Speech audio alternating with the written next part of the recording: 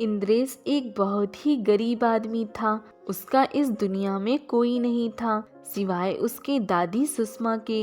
वो गांव के एक बड़े से रेस्टोरेंट में वेटर का काम किया करता। रेस्टोरेंट का बॉस सिन्हा बहुत ही सख्त और क्रूर होता है।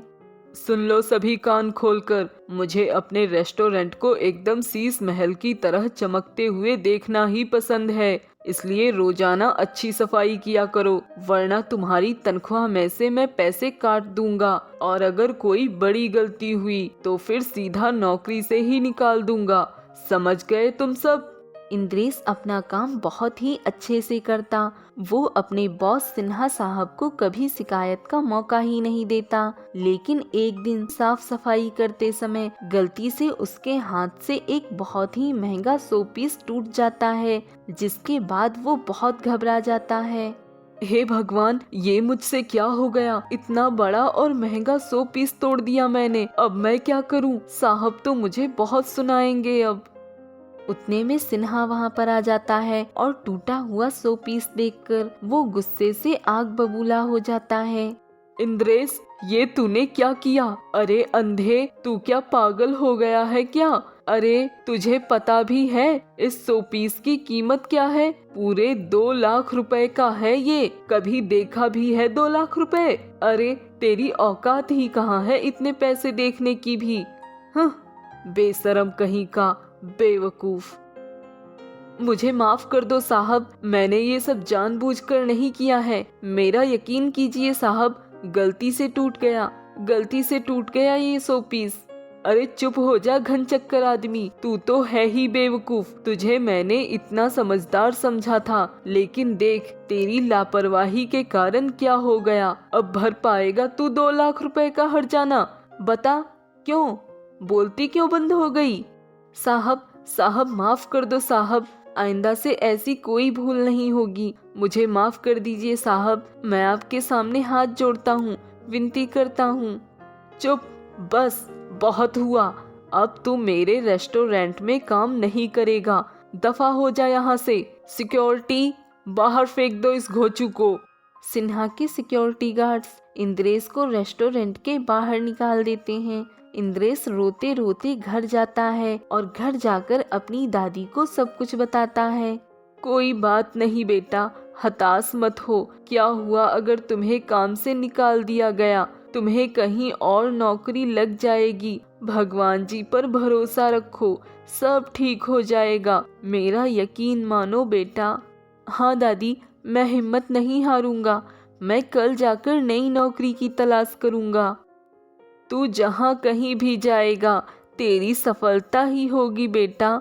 विजयी भव। इंद्रेश अगले दिन गांव के कई जगहों पर जाकर नौकरी की तलाश करता है, लेकिन उसके बावजूद भी उसे कहीं पर नौकरी नहीं मिलती। वो निराश होकर घर लौट ही रहा होता है कि तभी गली में अपनी दादी को सड़क पर घायल और बेहोश देखता है। दादी ये क्या हो गया आपको? आप इस तरह यहाँ पर, ये खून। दादी उठिए ना दादी। इंद्रेश सुषमा को फौरन हॉस्पिटल ले जाता है और तभी डॉक्टर उससे कहते हैं, इंद्रेश, आपकी दादी का एक बहुत बड़ा एक्सीडेंट हुआ है, जिसके कारण उन्हें मेजर इंजरीज आई हैं और वो कोमा में भी जा चुकी हैं। क्या डॉक्टर साहब, मेरी दादी वो ठीक तो हो जाएंगी ना? उनकी जान खतरे से बाहर तो हो जाएगी ना? बोलिए ना डॉक्टर साहब। देखिए इंद्रेश जी, ये सब तभी ही मुमकिन हो पाएगा जब हम आपकी दादी की सर्जरी करेंगे और उन्हें प्रॉपर ट्रीटमेंट देंगे, जिसके लिए आपको लगभग 2 लाख का खर्चा होगा। आप पैसों का इंतजाम करिए अगले 24 घंटों के अंदर। ध्यान रखिए 24 घंटे से ज्यादा ना हो, वरना बहुत जल्दी प्रॉब्लम भी हो सकती है। 2 लाख? इंद्रेश पूरी तरह चौंक जाता है और चिंताग्रस्त हो जाता है। ठीक है डॉक्टर साहब, आप ट्रीटमेंट शुरू कीजिए। मैं 24 घंटों के अंदर पूरे 2 लाख का इंतजाम कर देता हूँ। इंद्रेश हॉस्पिटल से बाहर निकल जाता है और बहुत चिंतित होता है। 2 लाख रुपए, इतने सारे पैसे मैं कहाँ से लाऊंगा? नहीं, मैं अपनी दादी को बचाने के लिए कुछ भी करूंगा। मुझे दादी को बचाना ही है हर हाल में।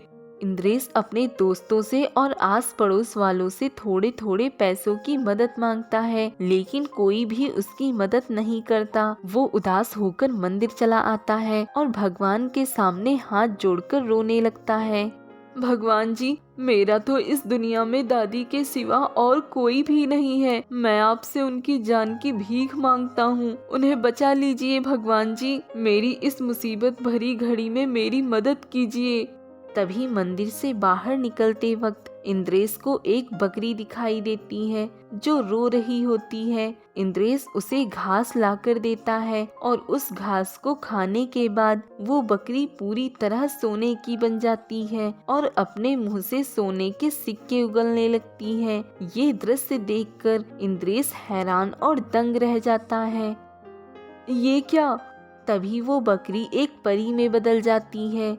घबराओ मत इंद्रेश, मैं हूँ एक जादुई परी। मुझे खास तुम्हारी मदद करने के लिए भेजा गया है। मैं अब तुम्हारे साथ ही रहूंगी हमेशा, और वो भी एक बकरी बनकर। मैं तुम्हारी मदद करने के लिए एक जादुई सोने की बकरी के रूप में तुम्हारे साथ रहूंगी। तुम एक बहुत ही ईमानदार और अच्छे इंसान हो, इसलिए भगवान जी ने तुम्हें ही चुना।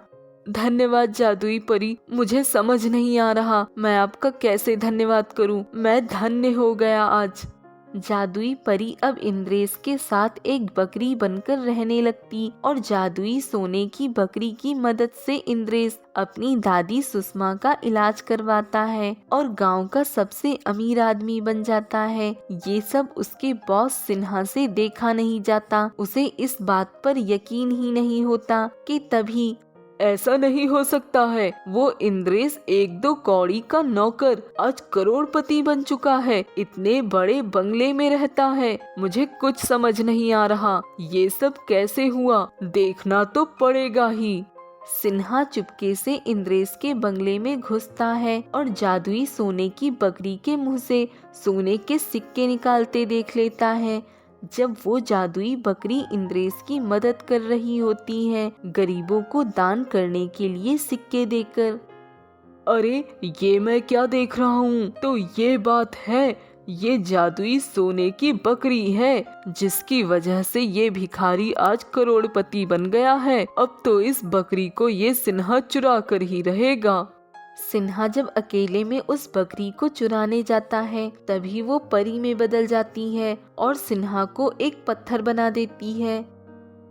नहीं, तुम जैसे दुष्ट आदमी के साथ तो यही होना चाहिए। अब तुम हमेशा हमेशा के लिए एक पत्थर बनकर रहोगे। इस तरह इंद्रेश और उसकी दादी सुषमा जादुई सोने की बकरी के साथ रहकर एक आलीशान जीवन जीते हैं और इंद्रेश गांव के गरीबों का भी खूब भला करता है। प्रतापगंज नामक एक गांव में मनोरमा नाम की एक बूढ़ी औरत अकेली ही रहती थी, क्योंकि उसके क्रूर बेटे मनोज और बहू कविता ने उसे धक्के मारकर घर से बाहर निकाल दिया था। मनोरमा दूर एक झोपड़ी में अकेली ही रहती थी और अपने हाथों से रोटी और सब्जी बनाकर गांव में ही ठेला लगाकर बेचती थी। रोटियां ले लो रोटियां, आपकी पसंदीदा सब्जी संग खाने के लिए दादी की रोटियां। दादी जी, आपके हाथ की रोटियां तो बेमिसाल हैं। मैंने अपने पूरे जीवन में कभी कोई इतनी लाजवाब और स्वादिष्ट रोटी नहीं खाई। आहा, वाकई में मजा ही आ गया। धन्यवाद बेटा, ये लो और रोटी लो। चाहिए तो पैसे कम देना, लेकिन पेट भर के ही खा के जाना। मनोरमा का दिल बहुत साफ था। वह सबका हमेशा अच्छा ही सोचती थी, इसलिए सभी ग्राहक उसी के पास ही रोटियां खाने आते। मनोरमा अच्छे पैसे कमाती और अपना गुजारा करती। अपनी माँ की बढ़ती तरक्की देखकर एक दिन मनोज और कविता मनोरमा के पास आते हैं। अरे माँ, मैंने सुना है कि आप बहुत पैसे कमाती हैं और अपने बेटे को बताया भी नहीं।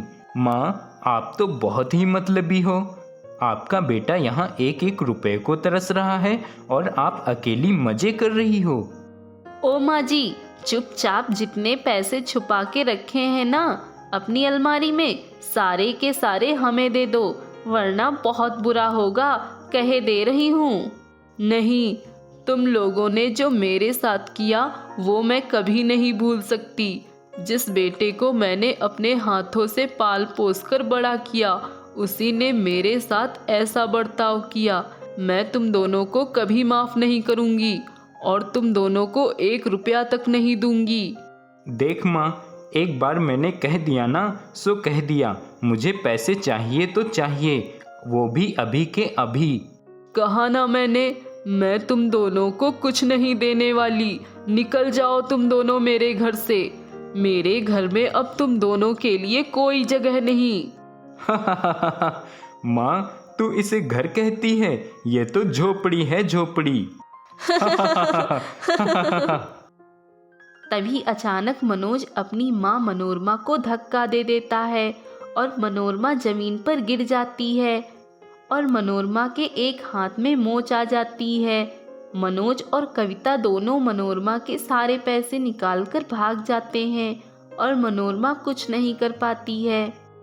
अरे नहीं, मेरी मेहनत की कमाई ले गए सारी और मेरा हाथ भी मोड़ दिया। अब मैं रोटियां कैसे बनाऊंगी? एक हाथ से कैसे अपना पेट पालूंगी? हे भगवान, ये क्या हो गया? मेरा हाथ, अब मैं क्या करूंगी? धीरे धीरे मनोरमा की तबीयत खराब होने लगती है और एक हाथ से काम भी नहीं कर पाती है। वो अकेली ही दुखी होकर बिस्तर पर पड़ी रहती है। हे भगवान, मुझे बहुत भूख लगी है, लेकिन मुझे 1 गिलास पानी तक देने के लिए कोई नहीं है। ये कैसा जीवन पाया है मैंने। मनोरमा जैसे तैसे हिम्मत जुटाकर मैदान में लगे एक पेड़ के पास जाती है और उस पेड़ पर लगे फल तोड़ने की कोशिश करती है। मुझे बहुत भूख लगी है, कम से कम एक फल तो टूट जाए, वरना मैं भूखे ही मर जाऊंगी। बहुत मेहनत के बाद भी मनोरमा फल नहीं तोड़ पाती है और बहुत उदास हो जाती है। लगता है आज भी मुझे भूखे पेट ही सोना होगा। खैर, अब क्या करूं, घर जाती हूँ। उदास मन से मनोरमा घर जा रही होती है। तभी वह देखती है एक बच्ची गड्ढे में गिरी हुई है और वह मदद के लिए पुकार रही है। बचाओ बचाओ, कोई मेरी मदद करो, मैं इस गड्ढे में फंस गई हूँ, कोई मुझे बचाओ। तभी मनोरमा उस गड्ढे के पास जाती है और उस बच्ची से कहती है, घबराओ मत बेटी, मैं आ गई हूँ ना, मैं तुझे कुछ नहीं होने दूंगी। मनोरमा उस बच्ची को बचाने की चाह में अपने हाथ का दर्द भी भूल जाती है और मोच लगे हुए हाथ से ही उस बच्ची को पूरी ताकत लगाकर गड्ढे से बाहर निकाल देती है। तभी अचानक देखते ही देखते वो बच्ची एक परी बन जाती है, जिसे देख मनोरमा चकित रह जाती है। अरे ये क्या, मैं कहीं सपना तो नहीं देख रही? क्या तुम सच में एक परी हो? हाँ मनोरमा, मैं एक परी हूँ और मैं परी लोक से खास तुम्हारी मदद करने आई हूँ। तुम हमेशा से ही बच्चों से प्यार और उनकी मदद करती आ रही हो और मुझे ऐसे लोग बहुत पसंद हैं, इसलिए मैं तुमसे मिलने आई हूँ। मनोरमा, मैं तुम्हारे बारे में सब कुछ जानती हूँ। तुम्हारे दुष्ट बेटे और बहू ने जो तुम्हारे साथ किया वो बहुत ही गलत किया है। मुझे पता है तुम्हारे हाथ में चोट लगी है, जिस कारण तुम रोटियां भी नहीं बना पा रही हो। इसलिए ये लो, ये जादुई आटा है। जादुई आटा? मतलब परी, मैं कुछ समझी नहीं। क्या सच में परी? क्या तुम सच कह रही हो? हाँ, मैं सच कह रही हूँ और सिर्फ इतना ही नहीं, बल्कि तुम इस आटे को जितना मर्जी चाहे उतना इस्तेमाल कर सकती हो। ये कभी नहीं घटेगा। तुम्हारा बहुत बहुत धन्यवाद परी। एक बूढ़ी औरत की इतनी मदद करके तुमने बहुत बड़ा पुण्य का काम किया है। परी, मैं भगवान से यही प्रार्थना करूंगी कि तुम्हारे दामन में हमेशा खुशियां यूं ही बनी रहें। इतना कहकर परी गायब हो जाती है। फिर मनोरमा घर जाकर उस आटे से रोटियां बनाती है और सारी रोटियां सोने की हो जाती हैं। अरे वाह, ये तो सच में कमाल हो गया। ये सारी रोटियां जादुई सोने की रोटियां हैं। धीरे धीरे मनोरमा बहुत अमीर हो जाती है और खुश रहने लगती है और साथ ही लोगों की मदद भी करती है।